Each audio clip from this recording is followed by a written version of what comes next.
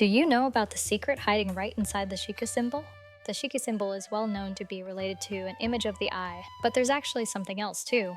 A quick look at the symbol from Impa in Skyward Sword can actually tell us more. If you look at it closely, it actually resembles an open mouth of a frog. But why? Well, it's actually very simple. If you recall back in Skyward Sword, the ancient system is actually a parallel of a Buddhist story called the Spider's Thread. It's a story about how one might rise out of the murky water and bloom like the lotus. The Sheikah, the patient watchers, the ones protecting the goddess's line, often wait in the murky waters for their prey, just like the frog. The symbol is actually not only an eye, but also a threat to anybody who might try to cause harm. The symbol actually underscores a deeper connection to Shadow. Across the series, it's mentioned a few times that the Sheikah carried out the assassinations and subdued enemies for the kingdom. But what if I told you it goes even deeper, literally and figuratively?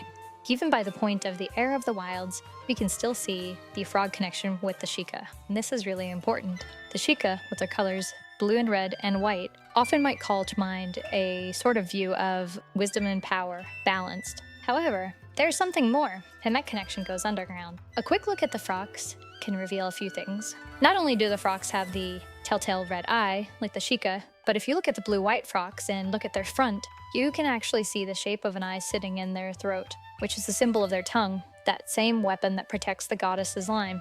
Couple that with an examination of the smallest Frox, and we can actually see something else. The Frox's eye has these three prongs. They have some sort of a stone or crystal or ossification, which happens to many frog species, and it actually forms a complete Sheikah eye symbol. When we put this together with other facts, such as the Sheikah shrines actually matching the shape and the size of the bargainer heads for the larger statues, we can actually put together a little bit of history about what the Sheikah were doing in the depth.